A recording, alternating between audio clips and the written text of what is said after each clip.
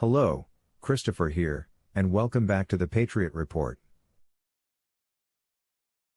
When we talk about rights, we often think of freedom of speech or the right to a fair trial. But what happens after someone is convicted? How do we make sure punishment isn't cruel or unfair? That's where the Eighth Amendment comes in.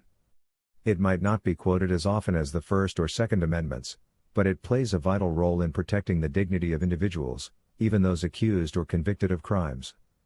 It's a cornerstone of what separates a free society from a brutal one. Here's what the text says.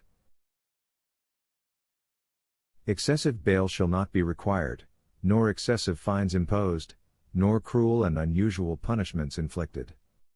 It's a short amendment, just one sentence, but it packs a powerful punch. It sets clear limits on what the government can do when it comes to bail, fines, and punishment. Let's break it down into its three main parts.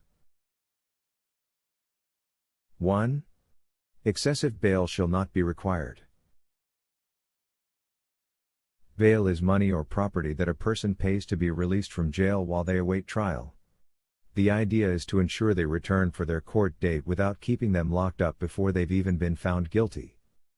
The Eighth Amendment says that bail cannot be excessive, meaning it must be fair and proportionate to the circumstances. Courts can't demand impossibly high bail just to keep someone in jail.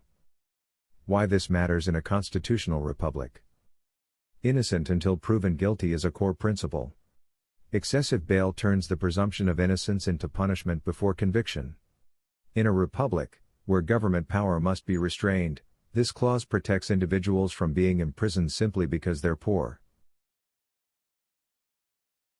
2. Nor excessive fines imposed.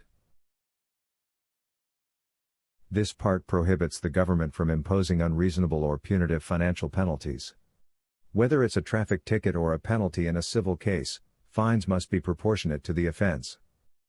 This clause becomes especially important when you consider how governments, historically and today, can use fines to crush political opponents, punish dissenters, or extract revenue from the poor. Why it matters. In a free society, punishment must be about justice, not profit or revenge. Excessive fines turn law enforcement into a financial weapon. The Eighth Amendment helps ensure that the government doesn't use its power to enrich itself at the expense of the people. 3. Nor cruel and unusual punishments inflicted. This is perhaps the most famous part of the amendment. It prohibits punishments that are overly harsh, barbaric, degrading, or out of step with basic human dignity.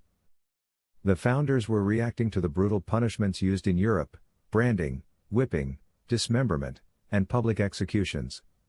They wanted a government of laws, not fear. The phrase cruel and unusual means more than just extreme pain. It also includes punishments that are arbitrary, discriminatory, or disproportionate to the crime. Why this matters to a constitutional republic. Government must treat all people, yes, even those convicted of crimes, with basic human dignity. If the state is allowed to torture, humiliate, or destroy people in the name of justice, then liberty has already been lost. The Eighth Amendment is a moral boundary that separates a republic from a regime of fear. Historical context: why the founders cared.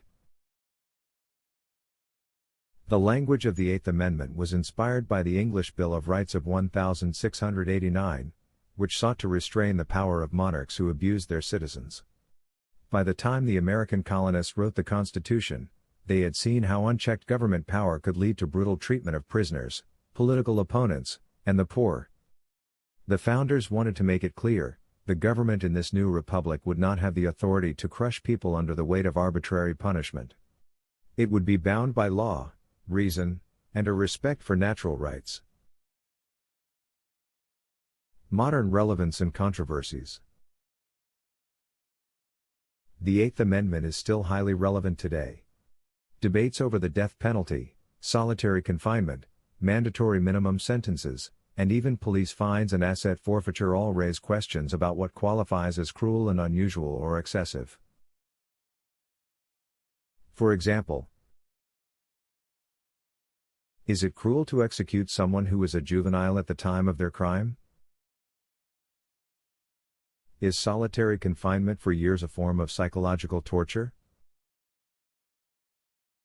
Are harsh prison conditions and overcrowding violations of the Eighth Amendment? Courts have sometimes struggled with these questions, but the principle remains: the government's power to punish is not unlimited. The Eighth Amendment's role in a free society. The Eighth Amendment reminds us that justice isn't just about catching criminals, it's about treating them humanely. Punishment must serve justice, not vengeance. A constitutional republic stands on the rule of law, which means laws must be enforced fairly and proportionally, even when emotions run high. It protects against the impulse to treat people as less than human when they've done wrong. That impulse, if unchecked, leads to tyranny, injustice, and state violence. The Eighth Amendment forces us to uphold our highest values, even in our hardest moments. The Eighth Amendment might be short, but it speaks volumes. It tells us that justice must be fair, punishment must be proportionate, and government must never forget that it serves the people, even those accused or convicted of crimes. It draws a bright line between a republic of laws and a regime of force.